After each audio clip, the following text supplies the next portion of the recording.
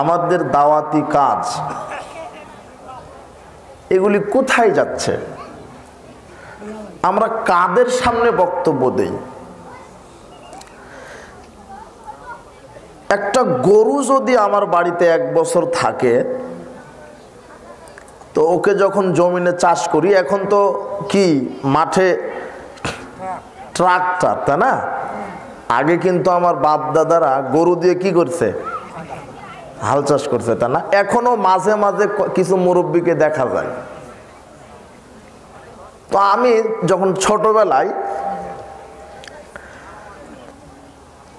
দেখবেন হাতে একটা পান্টি থাকে, তা না? বলে এই ডানে ডানে বামে বামে বলে না, এদিকে বলে। তখন ও কিভাবে বোঝে যে আমাকে ডানে যেতে বলছে বামে যেতে বলছে? আমি এই চিন্তা ধরে না, মানে ও তার মনিবের কাছে থাকে অভ্যাস হয়ে গেছে যে এখন ডান মানে এইদিকেই, বাম মানে এইদিকেই। গরু সে পোষ মানে। আপনি আপনার বাসায় একটা কুকুর প্রতিপালন করবেন, কুকুর, ও কিন্তু 1 বছর লাগবে না, সর্বোচ্চ 3 দিন। 3 দিনে ওকে যা বলবেন ও তাই শুনবে। আর নাম হলো কুকুর। এখানে বসে থাক, ও বসে থাকবে। ওই যে শিয়াল আসছে, ধর এই করে ধর, তাড়িয়ে নে, ও কিন্তু তাকে তাড়িয়ে নিয়ে যাবে।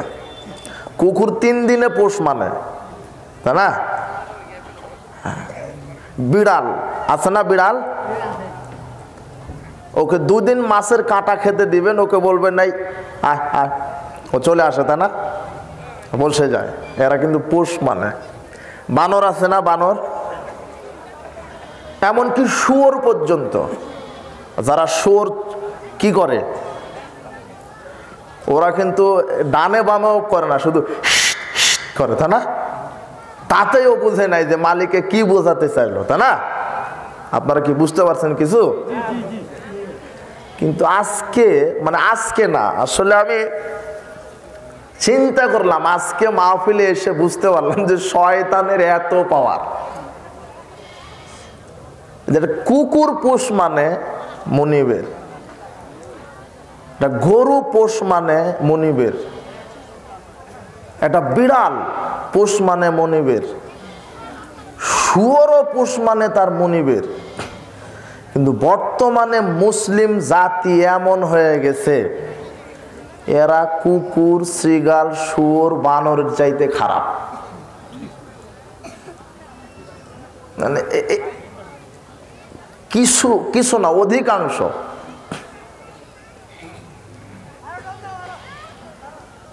আর আমার জানা মতে আপনার এই দিনাজপুর, ঠাকুরগাঁ এই এলাকাতে বড় বড় সই আলেমেরা এসে দাওয়াত দেয়, তাই না? লক্ষ লক্ষ মানুষ হয়, তাই না? এরা কি শুনে আর কি বুঝে? আপনি এই জায়গায় বসে আছেন, আর আপনার মেয়েটা ল্যাংটা হয়ে আর একটা যুবকের সাথে ওই দোকানের সাথে জোড়া লেগে আছে।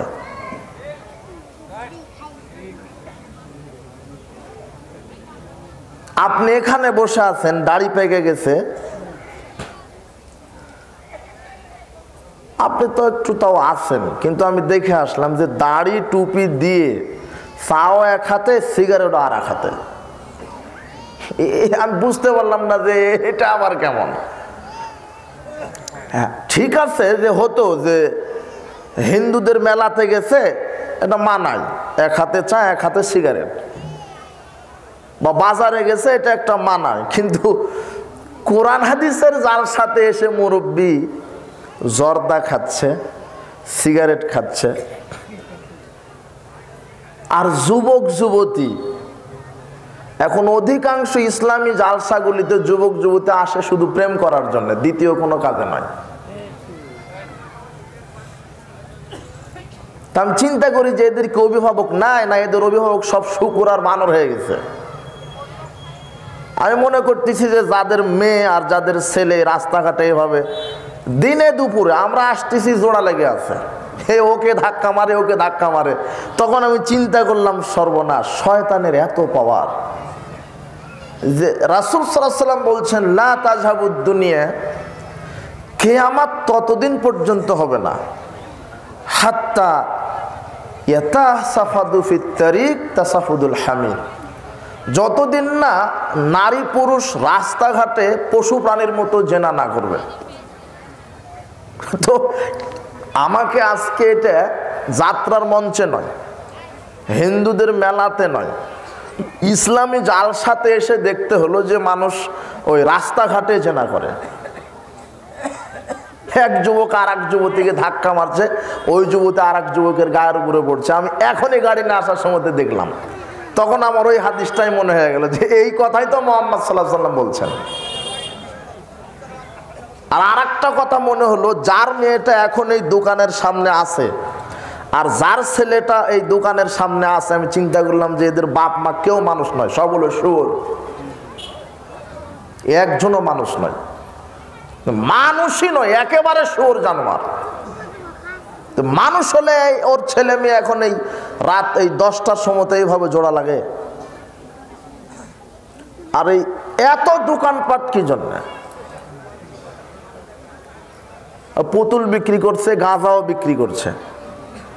আর এখানে আপনি কয়জন বসে আছেন? একজন উঠে যান, এর চাইতে 10 গুণ লোক বেশি আছে, জান আপনি?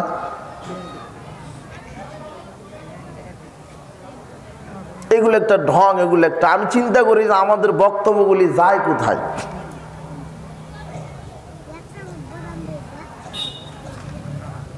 আর কয়েকশো যুবক,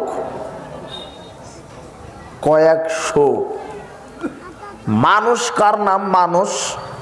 যার হুঁশ আছে, বলেন তো মানুষকে হুঁশ আছে, হুঁশ।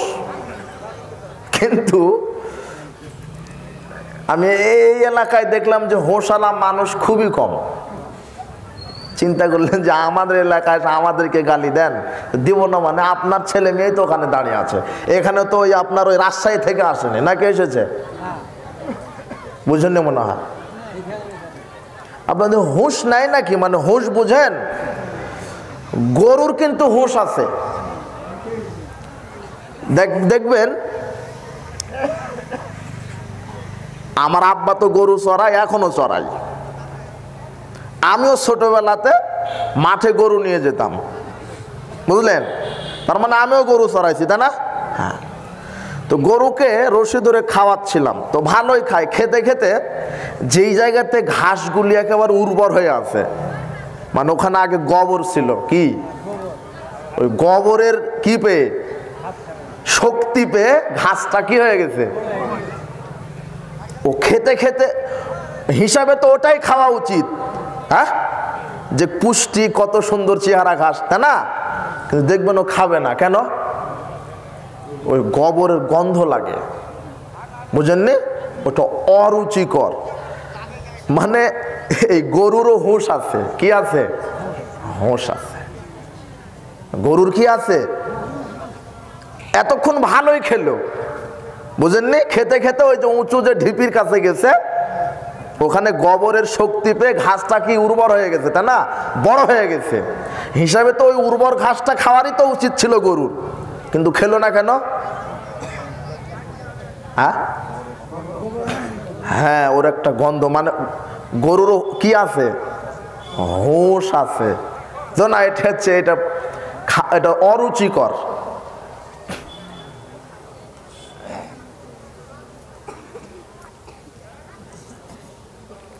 গরুর হুঁশ আছে, এটা হলো কি?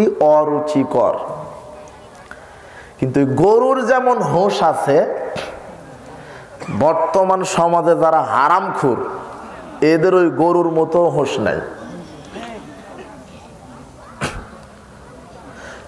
অধিকাংশ মানুষ, আপনি ওয়াজ করে কি করবেন? জাতিকে এতদিন ওয়াজ করে আমরা কি করলাম? বই লিখে কি করলাম? আর এই বক্তব্য দিয়ে কি করলাম? অধিকাংশ মানুষ, অধিকাংশ পরিবার এই হারামখোরের সাথে জড়িত। কেউ সুদখোর, কেউ ঘুষখোর, কেউ চোর, কেউ ডাকাত, কেউ বদমাশ, কেউ লুচ্চা, কেউ বিড়িখোর, কেউ সিগারেট খুর, কেউ গাঁজা খুর, কেউ ইয়াবা খুর, কেউ ফেন্সিডিল খুর, কেউ জর্দা খুর, কেউ গুল খুর আছে। এমন কোনো বাড়ি নাই যে নাই। দেখেন, ছেলে না খেলে বাপ খায়, বাপ না খেলে বেটি খায়, বেটি না খেলে বেটা খায়, একজন না একজন আছেই শয়তান। মানে গরুরও হোশ আছে, মানেও খেতে খেতে যেটা অরুচিকর সেটা কিন্তু খাবে না। কিন্তু এই যুবক শোনো, তোমার বাপ যেটা খায়, তোমার দাদা যেটা খায়, আর তুমি যেটা খাও, তুমি সিগারেট খাও, তোমার বাপও খায়, না হলে তোমার বাপ জর্দা খায়, তোমার দাদা জর্দা খায়, তোমার দাদি গুল খায়, তুমি যে সিগারেট খাও আর তোমার বাপ হলো জর্দা খায়। আচ্ছা, তুমি কি জানো যে এই সিগারেট আর জর্দা এই আপনার এই পাশে নীলফামারী নাকি কোথায় অনেক দূর আছে, তাই না? রংপুর, নীলফামারী আর কুড়িগ্রামের কিছু এলাকাতে কিন্তু এই তামাক চাষ হয়, আপনারা জানেন? হ্যাঁ, আমি এদিকে মাঝে মাঝে আসি, তো আমি খেতে মানে যেগুলোতে তামাক চাষ হয় এলাকাতে আমি নামিনি। তবে কুষ্টিয়াতে সেদিন, ওই কুষ্টিয়াতে কিন্তু একর একর জমিতে তামাক চাষ হয়। একর একর জমিতে কি হয়? তামাক চাষ হয়। তা আমি বললাম খেতে, যে যেখানে চাষ হয়েছে, যে আমাদের রাজশাহীতে আমরা পটল বেগুন চাষ করি, তো আমরা তো বেড়া দিই, বেড়া বুঝেন না, ঘেরাও দিই। কেন দেন? হ্যাঁ, গরু ছাগল যাতে না খায় এজন্য না। তো আমি ওই কুষ্টিয়া ওদেরকে বললাম যে আপনারা যে তামাক চাষ করেন, তো এই বেড়া দেন না কেন? তো বলছে এটা বেড়া দেওয়ার প্রয়োজন হয় না। আপনি দেখেন, বেড়া দেয় কেউ তামাক খেতে? বেড়া এখনো কেউ দেখতে পাইছেন? বলবেন যে আপনারা কেন দেন না, কি বলবে? হ্যাঁ, গরুয়ে খায় না, তাই না? ছাগল খায়, বানর, কুকুরে, শুয়োরে খায়, শুয়োরে, শুয়োর বুঝেন না?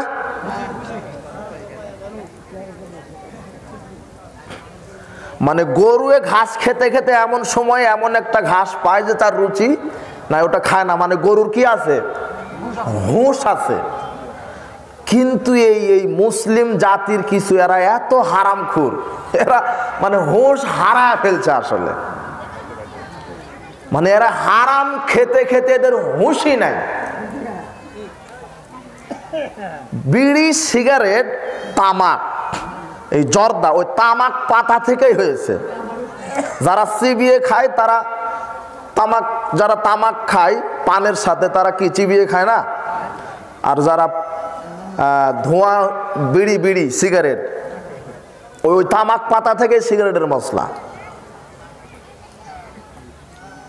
সকালে তামাক পাতা নিয়ে আসবেন, ওই নীলফামারী যাবেন, গিয়ে আপনার বাড়ির গরুকে খাওয়ানোর চেষ্টা করবেন, বকরিকে বা ছাগলকে, যেটাই বলেন, কুকুরকে। শেষ পর্যন্ত একটা প্রাণী আছে ও হালাল হারাম দেখে না, তার নাম শুয়োর। কি? ও শুয়োরেও খাবে না। কোনটা? তামাক। কিন্তু খায় কে? মানুষ না, আপনার বাপ। আপনি নিজে খান, এখানেই বসে আছেন আপনি, এখান থেকে উঠে গিয়ে আপনি ধরাবেন সিগারেট।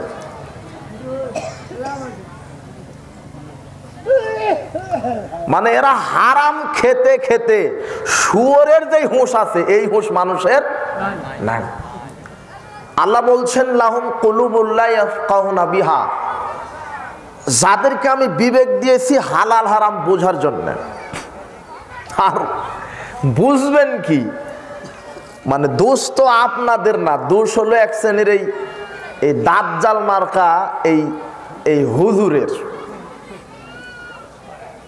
এরাই ফতোয়া দিয়ে টিকে রেখেছে তামাক। জর্দা খাওয়া মাকরু, জর্দা হারাম না বলছে, এটা হুজুরেরই ফতোয়া।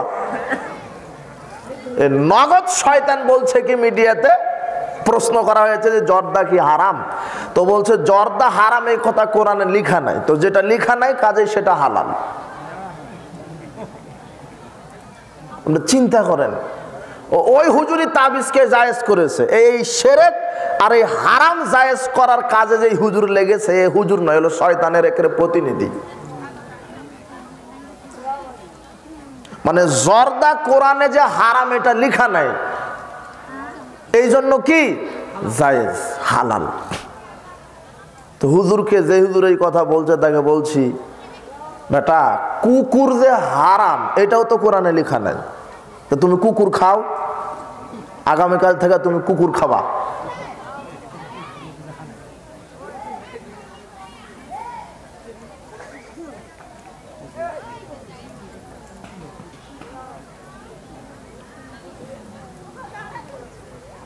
মানে বর্তমান সমাজে মানুষের কি নাই, হুঁশ নাই, হুঁশ।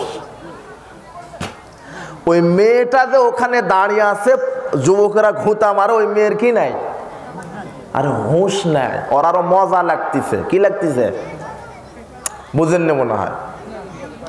আপনারই মেয়ে যে বুঝবেন কিভাবে?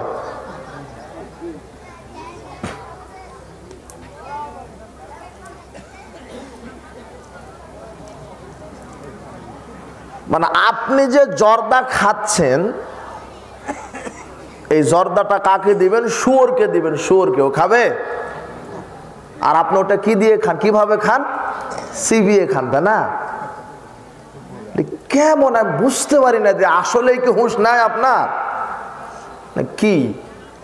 এই বিড়ি খুর, এই সিগারেট খুর, ইয়াবা খুর, এই জর্দা খুর, হুঁশ যে নাই তার একটা প্রমাণ দেখেন। ডাক্তারে যদি লিখে দেয় যে এটা বিষের ওষুধ, খেলে মারা যাবেন, খাবেন? কোনো পাগলে খাবে? সিগারেটের গায়ে কি লেখা থাকে? ধূমপান স্বাস্থ্যের জন্য ক্ষতিকর, তারপরও খায়। এখন হুঁশ আছে ওর? মানে গরুর কি আছে, এই বিড়ি খুরের কি নাই, জর্দা খুরের। বুঝলেন? এর কেমন লোক, এরা আবার সালাতও আদায় করে, মুখে দাড়িও আছে। শুধু দাড়ি, সুন্দর করে কালার করা দাড়ি, টুপিও আছে, জর্দাও খায়, সিগারেটও খায়। আমি অবাক হলাম আজকে এখানে এসে যে চায়ের দোকানে এক হাতে সিগারেট, এক হাতে কি চা, এক হাতে সিগারেট, এক হাতে চা, মুখে দাড়ি। মানে এই মুরব্বীর মুখে দাঁড়ি রেখে গাঁজা খাওয়া আর আপনার যুবতী মেয়ের বোরখা পরে বেশ্যাগিরি করা একই কথা। আমাদের মা বোনেরা আগে, আজ থেকে 15-20 বছর আগে মা বোন যারা ছিল তারা বোরখা পরতো নিজের ইজ্জত ঢেকে রাখার জন্য, আর এখন যুবতীরা বোরখা পরে বেশ্যালয়ে গিয়ে দেহ ব্যবসা করার জন্য। মানে গোপনে হাত মোজা, পাও মোজা, মেকআপ লাগায় গোপনে চলে যাবে রেল লাইনে, যা তোর বাপ, চাচা, ভাই কেউ চিনতে না পারে। গোপনে যাচ্ছে, গোপনে। মানে ঘটনায় উল্টা, ঘটনায় কি উল্টা। তো এদেরকে বুঝাবেন কি দিয়ে?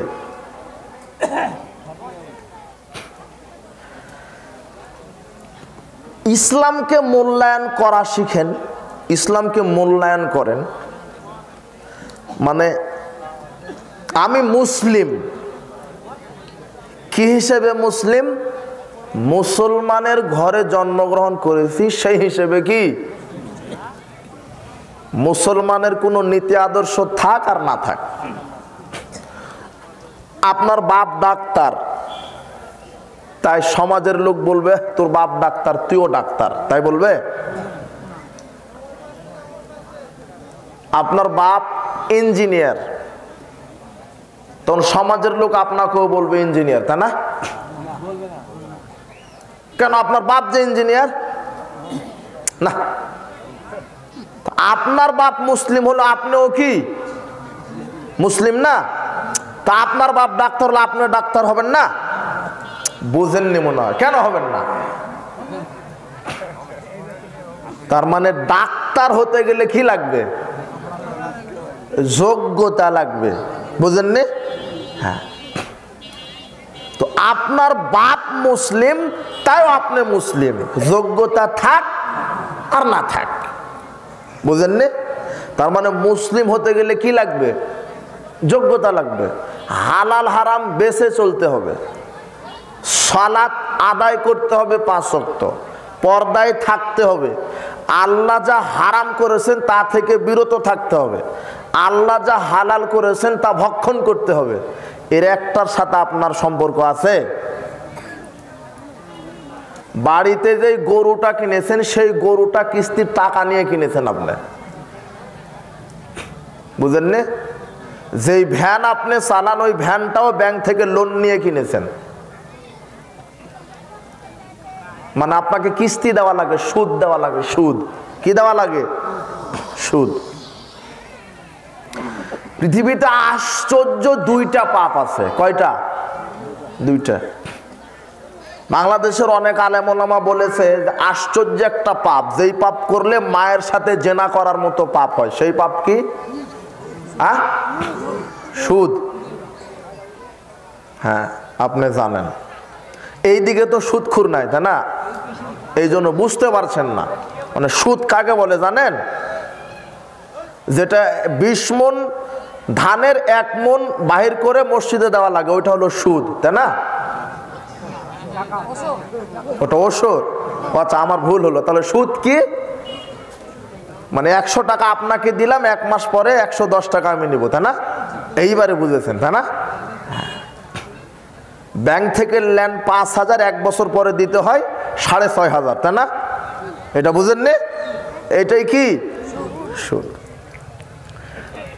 রাসূল সাল্লাল্লাহু আলাইহি ওয়াসাল্লাম বলছেন কেউ যদি 1 টাকা সুদ খায়, কয় টাকা?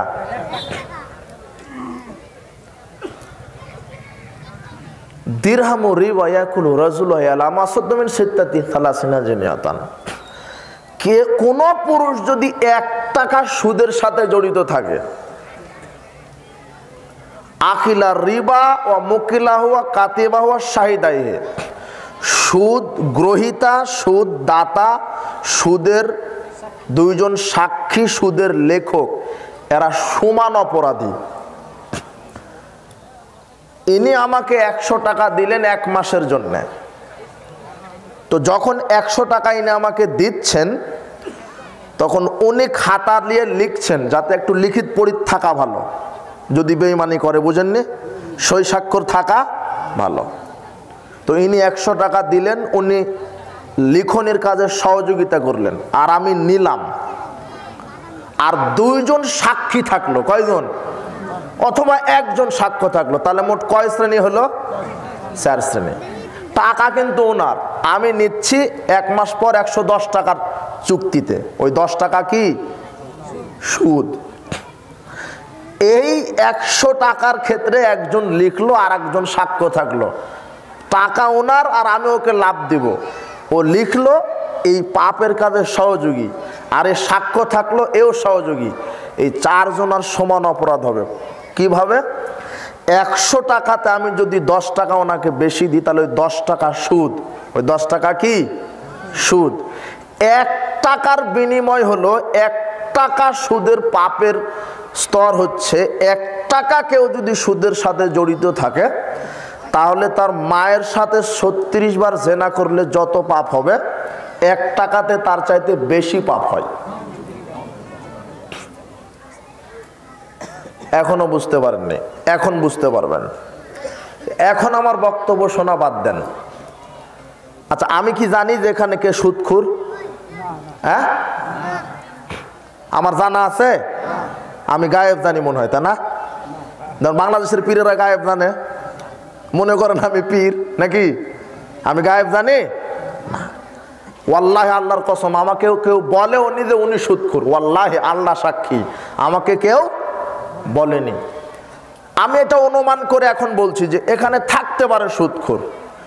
তো যে সুদখোর আমি তাকে বলছি এখন যে এখন বক্তব্য শোনা আমার বাদ দেন, গিয়ে বাড়িতে চলে যান। বাড়িতে গিয়ে নিজের স্ত্রীর সাথে যেটা করেন নিজের মায়ের সাথে সেটা করবেন। নাউজুবিল্লাহ বলছে, সুদের সাথে জড়িত আছে তখন নাউজুবিল্লাহ বলে না। মানে নিজের স্ত্রীর সাথে যা করেন ওটা এখন মায়ের সাথে ওটা করবেন। কতবার? 36 বার। কতবার? 36 বার করে মায়ের সাথে 36 বার জেনা করে যেই পাপ হবে, 1 টাকা সুদের সাক্ষী শুধু দিলে, খাওয়া লাগবে না, শুধু সাক্ষী দিলে ততখানি তার চেয়ে বেশি পাপ হবে। কি বললাম আর আপনি কি বুঝলেন? বুঝেননি মনে হয়। যে সুদখোর, সুদের সাথে জড়িত আছে তাকে বলছি আমি। ব্যাংক থেকে যার লেনদেন আছে অথবা সমাজের কোনো মোড়লের কাছ থেকে নিয়ে রেখেছেন 10,000 টাকা, যে 1 মাস পরে দিবেন 12,000 টাকা, এই চুক্তিতেই তো নেন নাকি? সুদের কারবার এরকমই হয় না যে হ্যাঁ আমি তোকে 10,000 টাকা দিতে পারি, 1 মাস পর কয় হাজার দেওয়া লাগবে? 12,000। বুঝেননি মনে হয়। তো যারা এই লেনদেনে, সুদের লেনদেনে আছে, নিজের মায়ের সাথে 36 বার জেনা করলে যেই পাপ হবে, 1 টাকা, ওতে 100 টাকাতে কয় টাকা খেলো? বোঝেননি মনে হয়। 100 টাকাতে কয় টাকা সুদ হলো? 10 টাকার মধ্যে 1 টাকা সুদ খেলে কতখানি পাপ হলো? তাহলে 10 গুণ 36 কতবার হবে এখন? কিন্তু ও তো শুধু 10 টাকা সুদ দেয় না, কত দেয় মাসে? হাজার হাজার। এখন আপনি কি ক্যালকুলেশন করতে পারবেন ও কতবার মায়ের সাথে জেনা করার মতো পাপ করে? কি যে মায়ের সাথে জেনা করার মতো পাপ করছে এ হলো মিস্টার সুদখোর। কি মানে আপনারা বুঝতে পারছেন না, মানে এলাকায় সুদখোর নাই তো এই জন্য এই ওয়াজ বুঝবেন না। সুদের এলাকাতে গিয়ে বক্তব্য দিলে তারা ঠিকই বুঝবে, তাই না? আপনারা সব হালাল খুর, এই জন্য ভালো। আচ্ছা, তো আলেম ওলামারা বক্তব্য দিত যে আশ্চর্য পাপ আছে একটা, যেটা মায়ের সাথে জেনা করার মতো পাপ হয়, সেই পাপের নাম কি? সুদ। কিন্তু সুদের চাইতে আর একটা খারাপ পাপ আছে। সেই পাপটা কি জানেন? বিড়ি খাওয়া, সিগারেট খাওয়া, ইয়াবা খাওয়া, ফেন্সিডিল খাওয়া, জর্দা খাওয়া, গুল খাওয়া। তাবারানি মোজামুল কাবির, এই এখানে কোনো মুহাদ্দিস নাই? মানে আরবি কিতাব পড়তে পারে এরকম মুহাদ্দিস আছে কি? কোনো বড় আলেম? তার কাছে যাবেন। তাবারানি মোজামুল কাবির 3345 নম্বর হাদিস। হাদিসের সনদ একেবারে সহি, কোনো সমস্যা নাই। কি হাদিসটা? আল খামরু উম্মুল ফাওয়াহিশ, নেশাদার দ্রব্য সমস্ত অশ্লীল কাজের মা। পৃথিবীতে যত পাপ আছে সব পাপের মা কোনটা? নেশাদার দ্রব্য, অশ্লীল পাপের মা। মানে বিড়ি, সিগারেট, ইয়াবা, গুল, ফেন্সিডিল, জর্দা, এগুলি হলো সব অশ্লীল কাজের কি? মা। ফামান সারে বাহা, যে ব্যক্তি এই গুল, তামাক, জর্দা, ইয়াবা, ফেন্সিডিল, বিড়ি, সিগারেট খায়, ওয়াকা আলা উম্মিহি ওয়া খালাতিহি ওয়া আম্মাতাহি, সে যেন তার মায়ের সাথে, ফুপুর সাথে, খালার সাথে জেনা করে। কি বললাম? রাসূল সাল্লাল্লাহু আলাইহি ওয়াসাল্লাম বলছেন, যেই ব্যক্তি একবার বিড়ি, গুল, সিগারেট, ইয়াবা মুখে দিবে, তার পাপ হবে শুধু মায়ের সাথে জেনা করা নয়, কার কার সাথে? আরো মা, খালা, ফুপু। সুদ খেলে শুধু মায়ের সাথে জেনা করার মতো পাপ হয়, আর সিগারেট খেলে কয়জনের সাথে? বুঝলেন কি হলো হাদিসটা? বুঝলেন? এরা কত খারাপ চিন্তা করেন, এরা কত খারাপ। এই বিড়ি, সিগারেট, ইয়াবা, গুল, ফেন্সিডিল, গাঁজা, হেরোইন, তারি, অ্যাফিম, এই যে মাদক সেবন যারা করে সমাজে, এদের সংখ্যা বেশি না? প্রত্যেকটা দোকানে এগুলি পাওয়া যায়, তাই না? আর ওদের ব্যবসায় টিকে আছে এই দ্রব্যগুলি বিক্রি করার কারণে। অনেক ব্যবসায়িক বলে যে সিগারেট না থাকলে খরিদ্দার আসে না। কে আসে না? খরিদ্দার। এই জন্য সিগারেট রেখেছে, এই জন্য জর্দা রেখেছে।